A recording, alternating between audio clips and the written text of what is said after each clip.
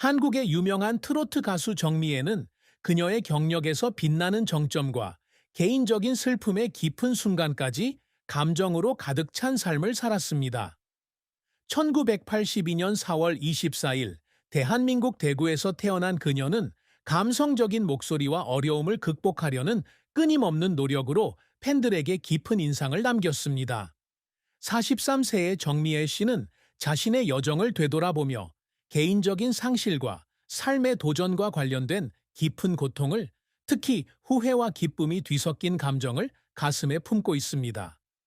그녀의 인생은 영광, 실패, 그리고 열정의 불꽃을 계속 타오르게 하려는 노력이 뒤섞인 긴 이야기입니다. 그녀를 이해하려면 우리는 그녀의 삶의 모든 페이지, 모든 슬픔, 모든 성취, 그리고 그녀의 심장의 고동을 모두 넘겨봐야 합니다. 정미애의 인생에서 가장 큰 슬픔은 단 하나의 사건이 아니라 상실의 누적과 자신의 꿈과 가장 사랑하는 사람들을 지키지 못했다는 감정입니다. 그녀는 대구의 노동자 계층 가정에서 태어났으며 한국이 전쟁 후 국가에서 현대 경제로 변모하던 어려운 시기에 자랐습니다. 사남매 중 둘째 딸로 태어난 그녀는 곧 가난에서 벗어날 길을 스스로 찾아야 한다는 것을 깨달았습니다. 그녀의 아버지는 버스 운전사였는데 집을 비우는 경우가 많았고 어머니는 시장 상인이어서 아이들을 부양하기 위해 쉴 새 없이 일했습니다. 미애는 어린 시절부터 어머니를 도와 야채를 파는 일을 하며 작은 집에서 겪는 가난과 추운 밤에 익숙해져 있었습니다. 하지만 그런 힘든 시기에 그녀는 음악에서 위안을 찾았고 종종 어머니에게서 배운 민요를 불렀는데 그 멜로디는 그녀가 혹독한 현실을 잊는 데 도움이 되었습니다. 그 슬픔은 2000년에 그녀가 불과 18살이었을 때 교통사고로 그녀가 사랑하고 존경하던 큰 오빠를 잃은 후 더욱 깊어졌습니다. 그녀의 오빠는 항상 그녀가 노래하는 꿈을 좇도록 격려해 주었고 그녀에게 가장 큰 영감을 주었습니다. 그의 죽음은 가족에게 공허함을 남겼을 뿐만 아니라 그녀를 정신적으로 붕괴시켰습니다. 그녀는 학교에서 노래 경연 대회를 위해 연습하던 중 그 소식을 들은 날을 아직도 생생하게 기억합니다. 그녀는 서둘러 집으로 돌아갔지만 그가 떠나기 전에 마지막으로 한 번만 그를 볼 시간이 있었습니다. 그에게 더 감사하지 못한 것, 그의 마지막 순간에 곁에 있지 못한 것에 대한 죄책감이 그녀를 수년간 괴롭혔습니다. 그녀는 한때 남편에게 만약 돌아갈 수만 있다면 그와 더 많은 시간을 보내며 그가 그녀의 영웅이라고 말해주고 싶다고 말했습니다. 그녀의 가장 큰 슬픔은 그녀가 직장과 개인 생활에서 어려움에 직면했을 때 더욱 커졌습니다. 케이팝이 주도하는 시대에 트로트 가수로 활동하면서 그녀는 종종 잊혀진 듯한 느낌을 받았고 자신의 노력이 인정받지 못하는 것 같은 느낌을 받았습니다. 어느 날 그녀는 스튜디오에 혼자 서서 자신의 경력 초기에 찍은 사진들을 보며 나는 내 인생에서 무엇을 했을까? 라고 자문했습니다. 그 순간은 아무도 목격하지 못했지만 그녀의 영혼에는 깊은 상처로 남았습니다. 결국 그녀에게 가장 큰 슬픔은 그녀가 자신의 꿈을 충분히 이루지 못했다는 느낌, 직장과 개인적인 삶에서 모두 귀중한 기회를 놓쳤다는 느낌이었습니다.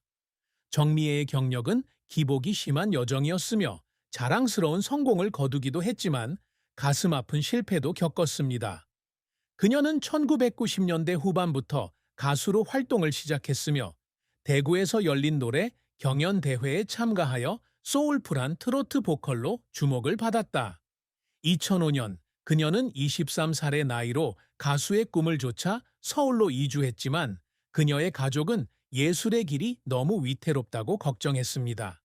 그녀는 생계를 유지하기 위해 식당에서 서빙하는 일부터 작은 카페에서 노래하는 일까지 다양한 일을 했습니다.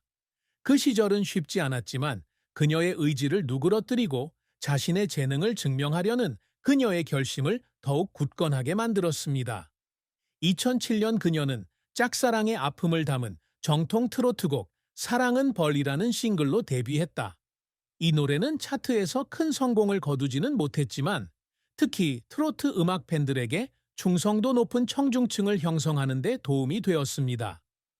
2010년에는 TV로 방송된 노래, 경연 프로그램 트로트 러버스에 참가해 준우승을 차지했습니다. 그녀가 부른 목포의 눈물은 관객들을 눈물 흘리게 했고, 그녀는 엔터테인먼트 회사와 계약을 맺게 되었다. 그 성공은 그녀에게 대구의 작은 무대에서 서울과 부산의 대규모 공연으로 진출할 수 있는 기회를 열어주었습니다. 2013년 그녀는 트로트를 가미한 데뷔 앨범 하트 오브 대구를 발매해 노년층 청중으로부터 긍정적인 반응을 얻었습니다.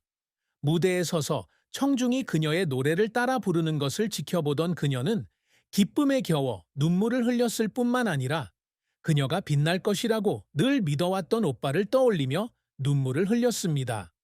하지만 그녀의 경력이 항상 순탄했던 것은 아닙니다. 2015년에는 영향력을 확대하고자 트로트와 케이팝을 결합한 뉴웨이브라는 음악 프로젝트에 투자했습니다.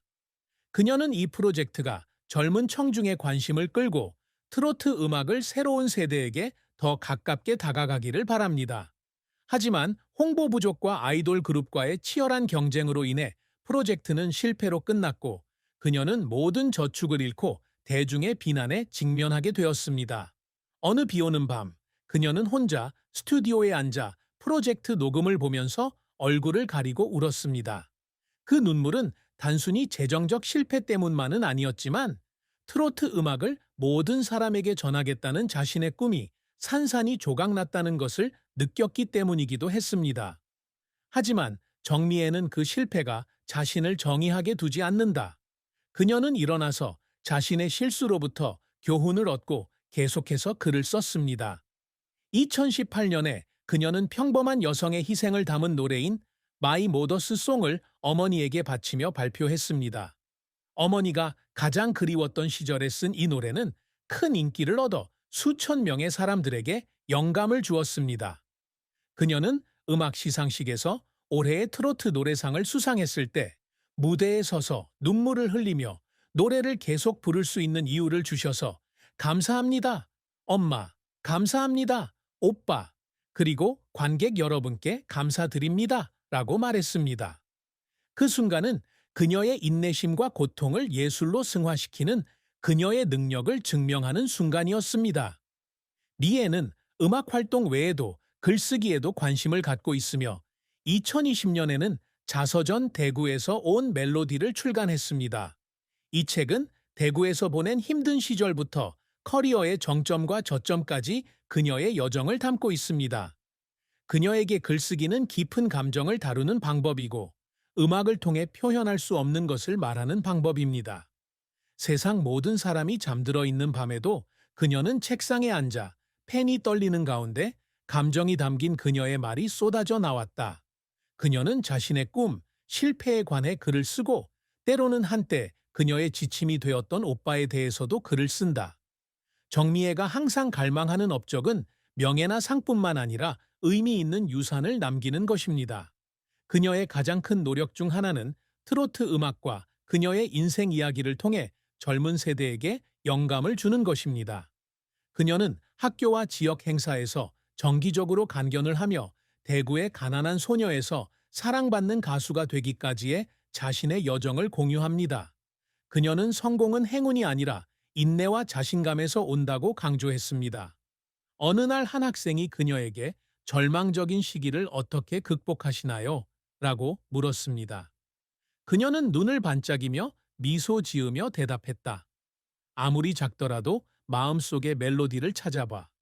나에게는 음악과 가족이란 바로 그런 거야. 그 말은 비록 단순했지만 그녀의 회복력을 증명하는 말이었습니다. 그녀가 항상 이루고자 노력하는 또 다른 성취는 좋은 아내이자 어머니가 되는 것입니다. 바쁜 직업에도 불구하고 그녀는 항상 가족을 위한 시간을 가지려고 노력한다. 남편이 좋아하는 음식을 요리하는 것부터 아들에게 첫 노래를 가르치는 것까지. 그녀는 가족이 겪었던 어려움에도 불구하고 아들이 무엇이든 이룰 수 있다고 믿으며 자라기를 바랐습니다.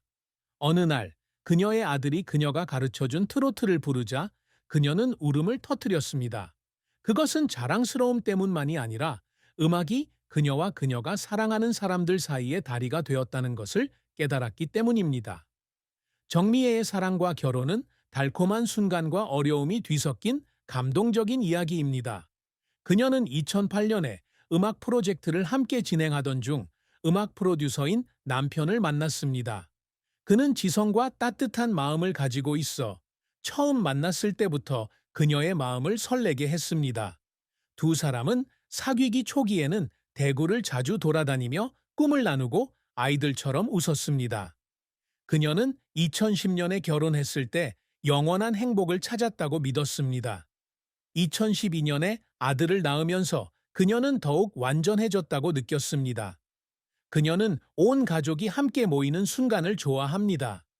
아늑한 저녁 식사부터 주말 나들이까지요. 하지만 결혼은 항상 쉬운 것은 아닙니다.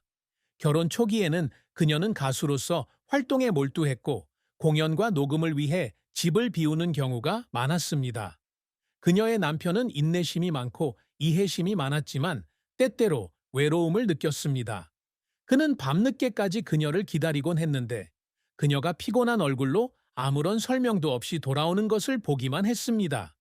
논쟁이 벌어지는 것은 사랑이 부족해서가 아니라 상대방이 무엇을 필요로 하는지 이해하지 못하기 때문입니다. 어느 날 그는 화가 나서 이렇게 얼마나 더 살 수 있을지 모르겠다고 말했습니다. 그 말에 그녀는 깨어났다. 그녀는 자신이 의도치 않게 사랑하는 남자를 밀어냈다는 사실을 깨닫고 그를 잃을지도 모른다는 두려움이 그녀에게 변화의 동기가 됩니다. 그녀는 점차적으로 일과 가정의 균형을 맞추는 법을 배웠습니다. 그녀는 남편의 말을 경청하고 자신의 두려움과 꿈을 남편과 공유하는 데 시간을 보내기 시작했습니다. 그들은 뉴 웨이브의 실패부터 아들을 키우는 데 따른 재정적 압박까지 온갖 역경을 함께 극복했습니다. 그녀의 남편은 인내심과 무조건적인 사랑으로